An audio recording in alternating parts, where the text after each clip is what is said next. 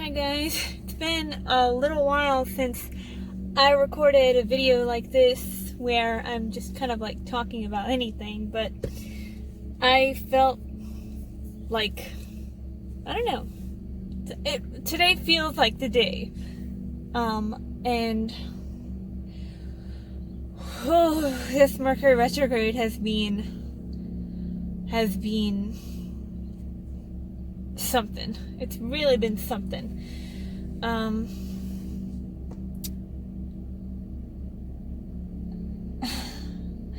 I don't even know where to begin with this Mercury retrograde update. I think the last one I filmed was kind of like earlier on this year, where I was kind of like sharing my experience of how Mercury retrograde is going for me. And I'll link that somewhere. Hopefully I won't forget, but hopefully I won't forget. But this Mercury retrograde, I mean, every Mercury retrograde feels different and has their own themes and stuff. But for this one, I felt really like kind of Venusian vibes, and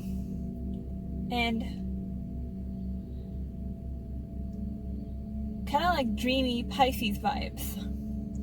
So Mercury retrograde started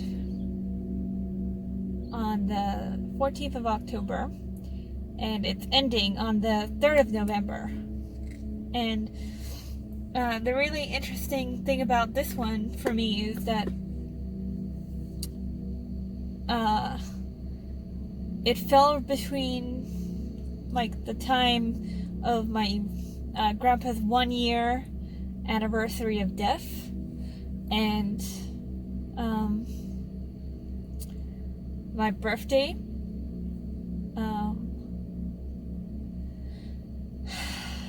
So these kind of dates are kind of like significant for me, and I had a lot of like trauma come back up, and it's really interesting that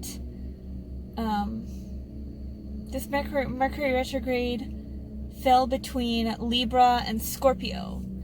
So I didn't look at the astrology of what was going on in the cosmos, but 2 parts of trauma came back up.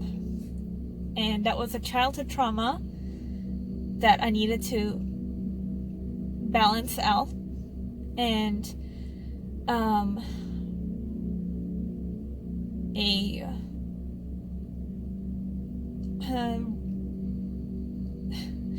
not love particularly, because I wasn't in love with this person. I'm not in love with this person. I was never in love with this person.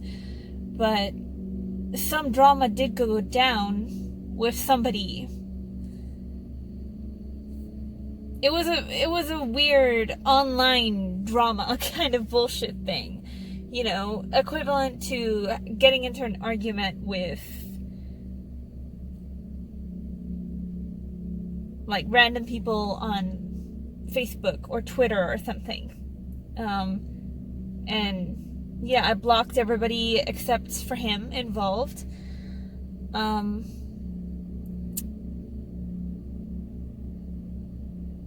But like as we entered Scorpio season, that's when the darkness of it all like arose. And I'm not gonna go into specifics about it because that's fucking private, especially like my childhood trauma. But it's interesting. It's interesting because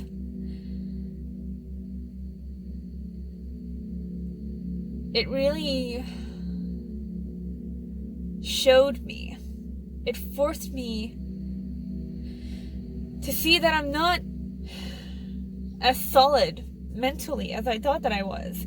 I mean, okay, I am pretty solid, because the way I handled this childhood trauma resurfacing,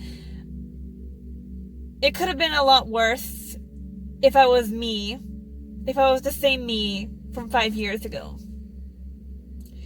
But now that I've like really embraced my mutable energy of Pisces and Sagittarius, I'm flowing with it. I'm adapting to the pain. I'm not letting it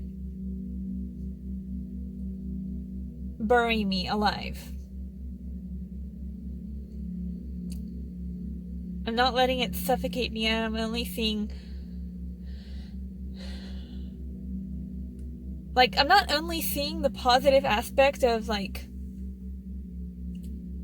dealing with this trauma head on, but I'm seeing it in a constructive way. Like, yes, this dealing with this childhood trauma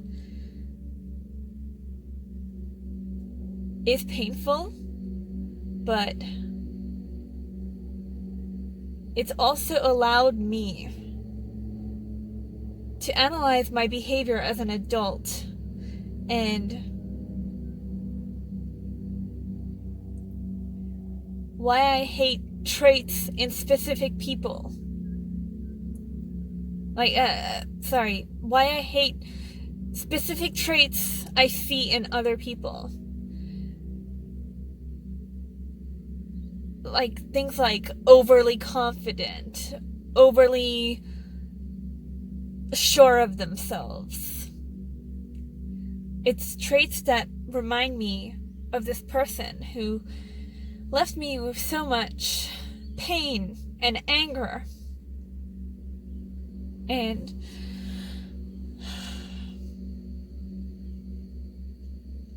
like, I could cry, but I can't at the same time, because I'm in a state where I'm feeling so empty by that. Like, in a state where I don't even think they deserve my tears, you know?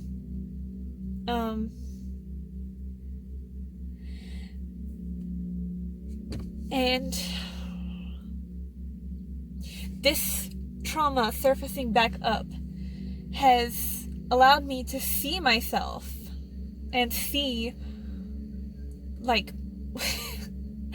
why I've been so closed off and why I'm, like, so weird with, like, affection. Not so much intimacy, but affection. I don't like hugging people. I don't like people touching me. I don't like... I mean, it's not that I would, like, oppose people touching me or hugging me or that kind of thing.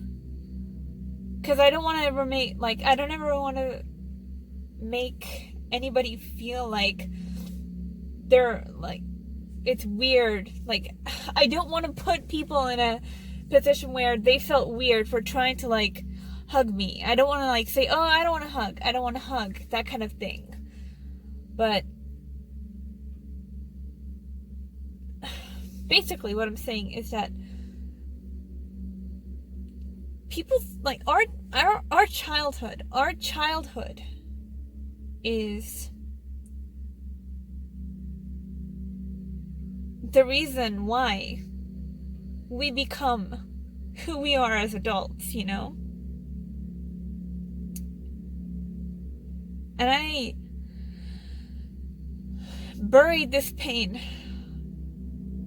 because it was easier than becoming such a hateful person and an angry person constantly. And I don't, like, now that it's popped up, being a 28-year-old, I'm not gonna suddenly become a hateful, angry person.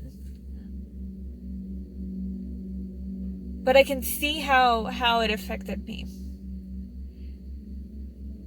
And now that I can see it, I want to find a way to not let it have power over me anymore. And I don't know how I'm going to do it. But maybe that's my year as a 28, like that's my journey, and that's my responsibility as a 28-year-old. I'm going to leave it at that. Subscribe. Have a lovely day or night. Bye, guys.